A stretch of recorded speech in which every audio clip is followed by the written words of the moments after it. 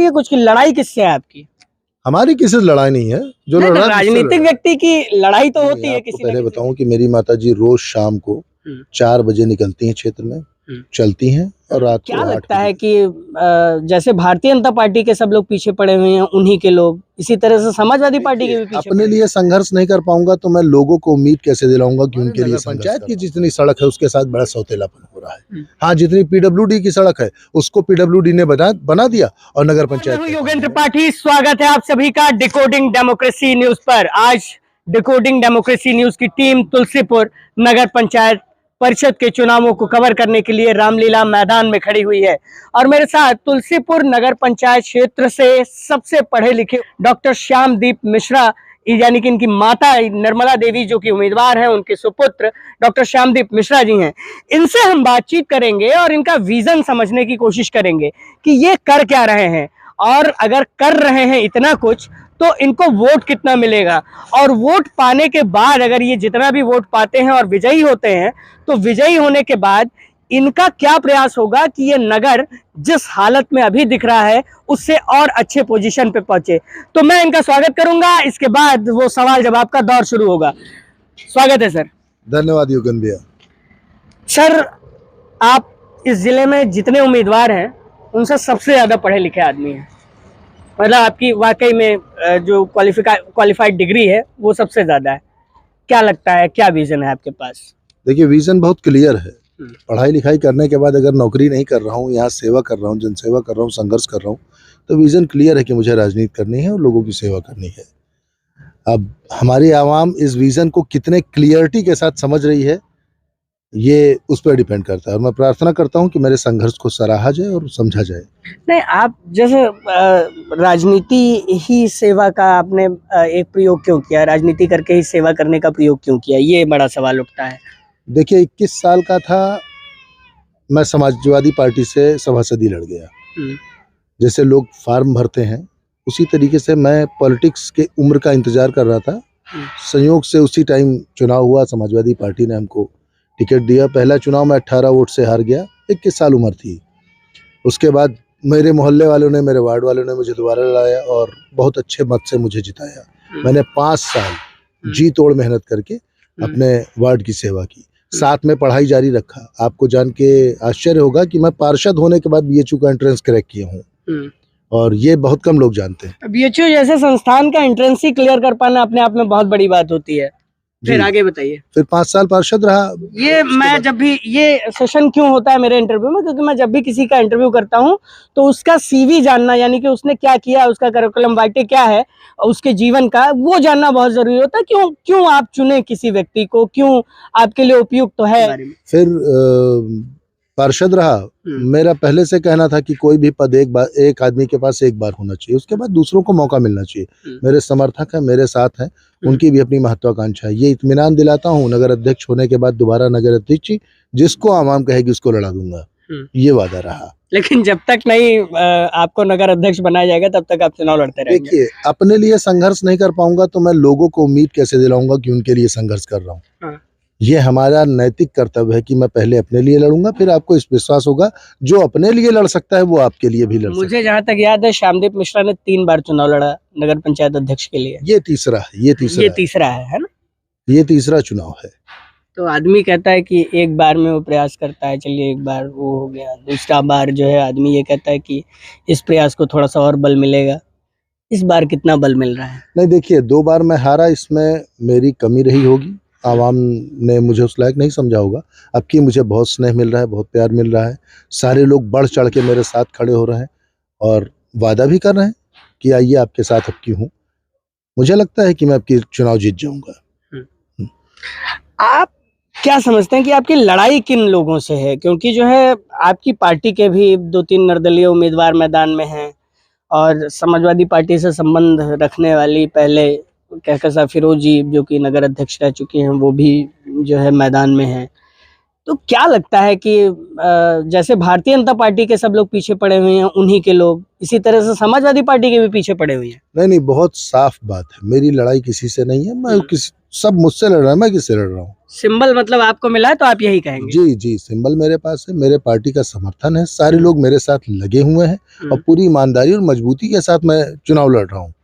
आपको ये यकीन दिलाता हूँ कि मैं बहुत बेहतर चुनाव लड़ रहा हूँ। अच्छा, तो इतना तो बताइए, वोट कटवा कौन कौन है आपकी पार्टी से? कोई नहीं, कोई उठकटवा नहीं है, सब ईमानदारी से चुनाव लड़ रहे हैं। उठकटवा जैसा कोई शब्द ही नहीं है। नहीं, मैं किसी से कल बात कर रहा था तो उन्होंने कहा कि जैसे दूसरे लोग लड़ जाते हैं तो वो वोट कटवा टाइप के लोग होते हैं जो है पार्टी के बेस वोट को काटने का काम करते हैं, काडर वोट को काटने का काम करते हैं। तो क्या आपको लगता है आपके साथ भी ऐसा कोई प्रयोग हो रहा है पिछले 2-3 बार? ऐसा कुछ भी नहीं हो रहा है। उठकटवा नहीं होता है, हर आदमी की अपनी महत्वाकांक्षा होती है।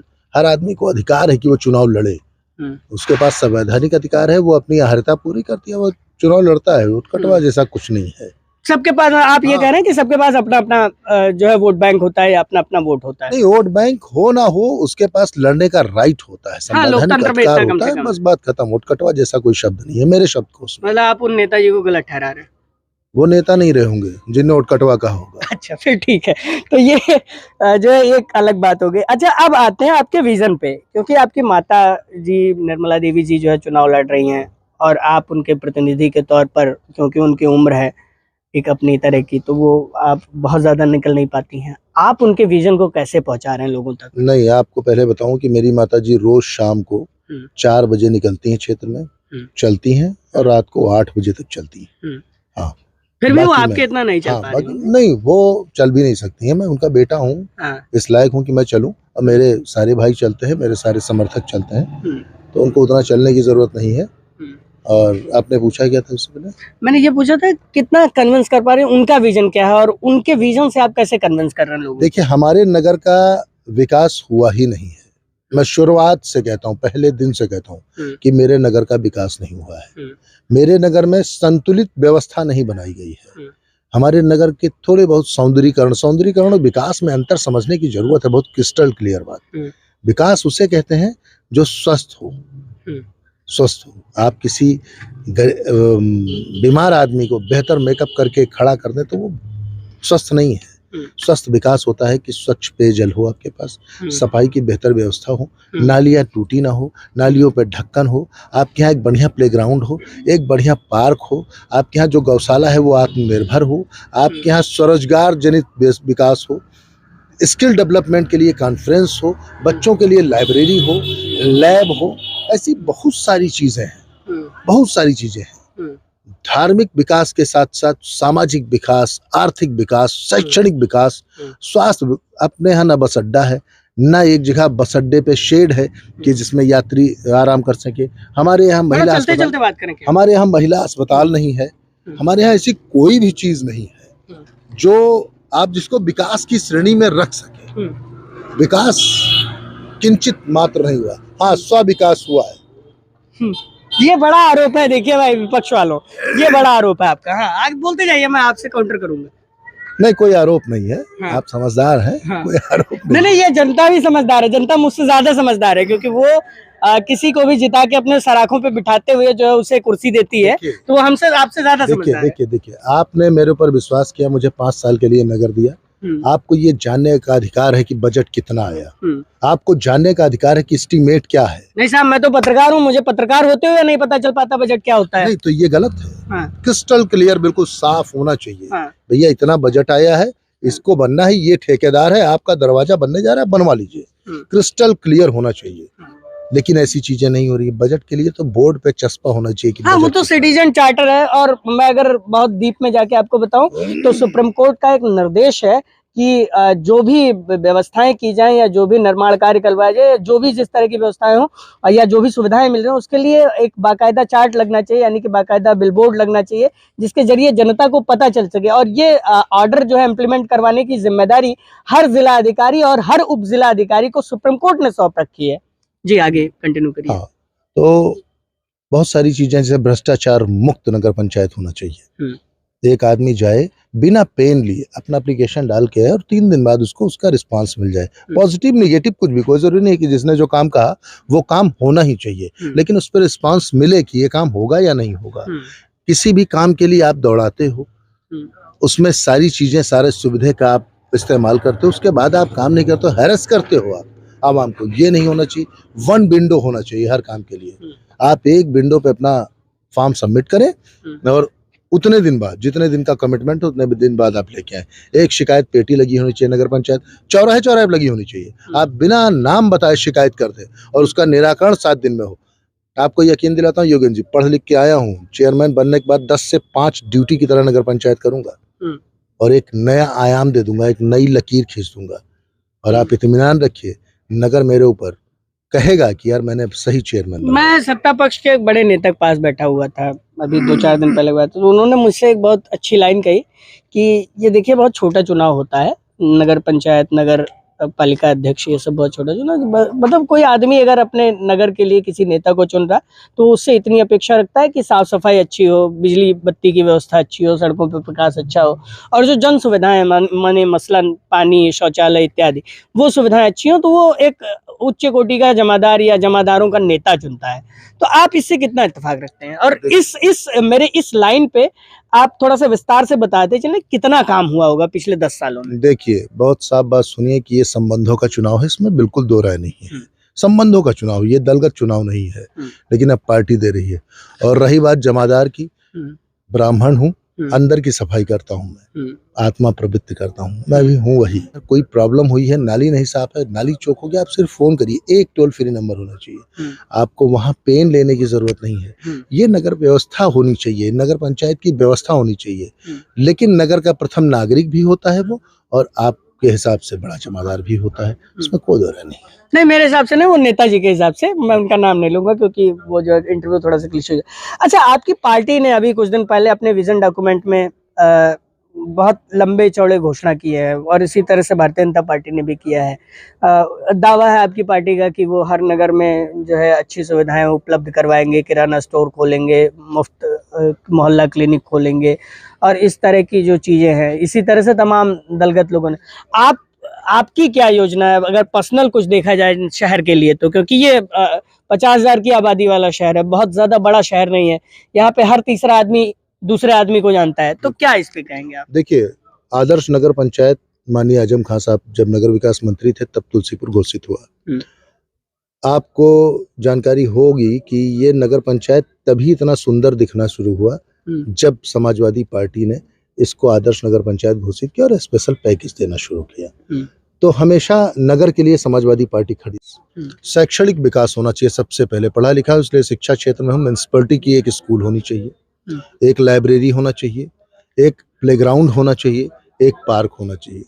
बच्चे अगर व्यस्त रहेंगे तो वो उत्पात नहीं करेंगे। उसके बाद स्वास्थ्य पर विकास होना चाहिए। आपके यहाँ नगर पंचायत में महिला अस्पताल नहीं है, वो होना चाहिए। जेनरिक दवाइयों की स्कीम इतनी बढ़िया बढ़िया सरकार की है, वो होनी चाहिए। इस तरीके से मोहल्ला क्लिनिक होना चाहिए, अच्छे डॉक्टरों की व्यवस्था होनी चाहिए, स्वास्थ्य परक है। ओपन जिम होना चाहिए सबके लिए, वॉक करने के लिए बढ़िया ट्रैक होना चाहिए। ये सारी चीजें हैं। शैक्षणिक विकास, स्वास्थ्य, आर्थिक विकास होना चाहिए, स्वरोजगार की व्यवस्था होनी चाहिए। महिलाएं ऐसी हैं, ऐसे पुरुष हैं, ऐसे लोग हैं जो आत्मनिर्भर नहीं है, अभी भी नहीं है। मैं सरकार पे लांछन नहीं लगा रहा हूँ, लेकिन ऐसी व्यवस्था होनी चाहिए कि आत्मनिर्भर हों, कम से कम 200-500 रुपया कमा के शाम को घर जाएं। उनके स्किल डेवलपमेंट की अपनी योजना होनी चाहिए, जो समय समय पर ट्रेनिंग प्रोग्राम किया जाए।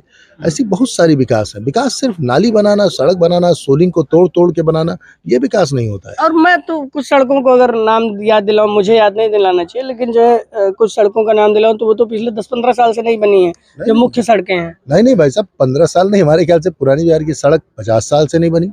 लाला राजकुमार साहब थे हमारे पूर्व चेयरमैन, उनने बनवाया था, इतनी मजबूत बनी कि अभी तक, लेकिन उसको दोबारा रेनोवेशन की जरूरत है, वो हुआ नहीं।